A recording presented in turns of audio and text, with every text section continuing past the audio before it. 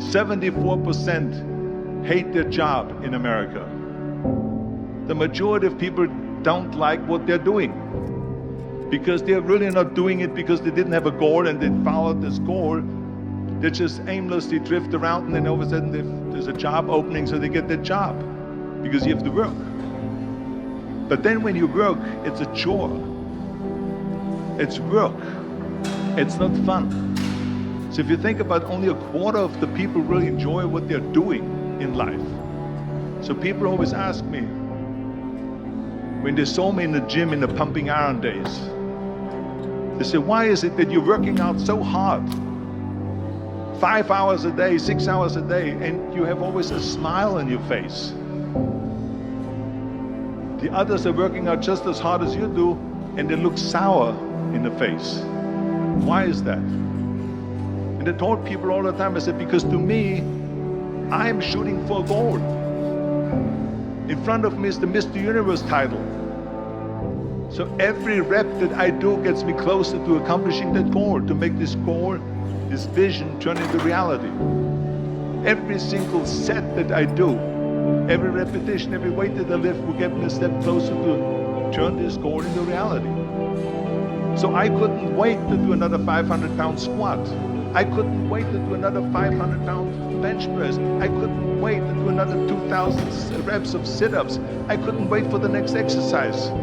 So let me tell you something, visualizing your goal and going after it makes it fun.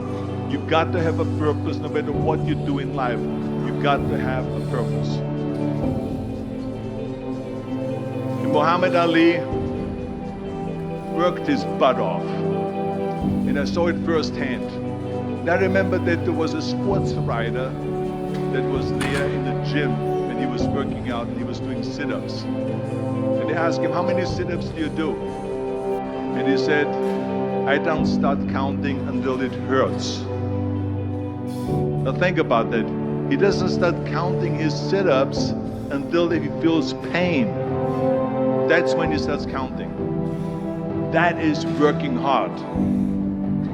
And so you can't get around the hard work. It doesn't matter who it is. Work your ass off. There is no magic pill. There is no magic out there. You cannot get around. You have to work and work and work. Make sure of this and make sure of that and all that stuff. So it's work. And it drives me crazy when people say that they don't have enough time to go to the gym for 45 minutes a day and work out. Or to do something for 45 minutes to an hour a day to improve. If it is physically improve or if it is mentally to improve. Imagine you read 1 hour a day about history. How much you will learn after 365 hours in 1 year. Think about if you study about the history of musicians, of composers, how much you would know. Imagine if you would work on the business, on some business that you want to develop every day for an hour.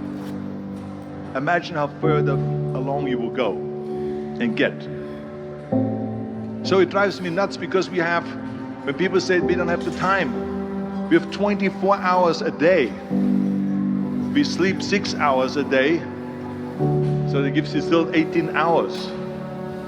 So there's someone shaking their head out here in front to say probably, I don't sleep 6 hours, I sleep 8 hours, right? Or just sleep faster. So we have 18 hours a day. The average person works around 8 to 10 hours.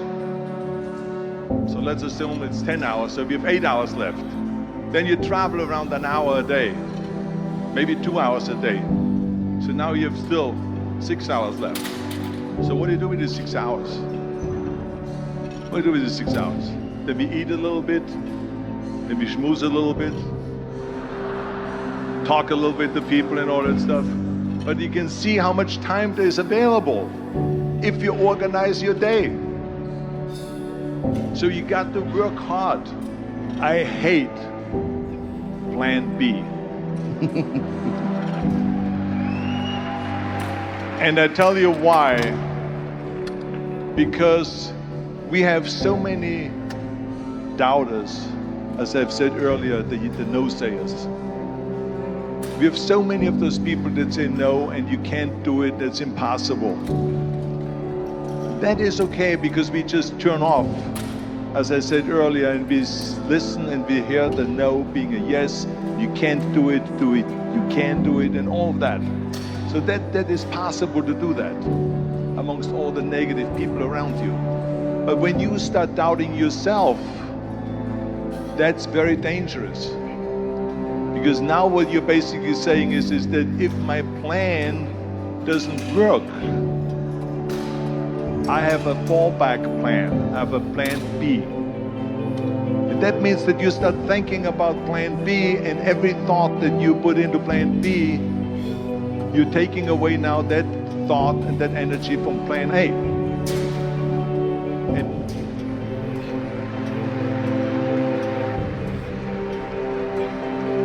And it's very important to understand that we function better if there is no safety net, because plan B becomes a safety net. It says that if I fail, then I fall and I get picked up and I have something else there that will protect me. And that's not good, because people perform better when there's no safety net. People perform better in sports and everything else if you don't have a plan B. I'm telling you, I've never ever had a plan B. I say I made a full commitment that I'm gonna go and be a bodybuilding champion. I made a full commitment that I'm gonna be in America.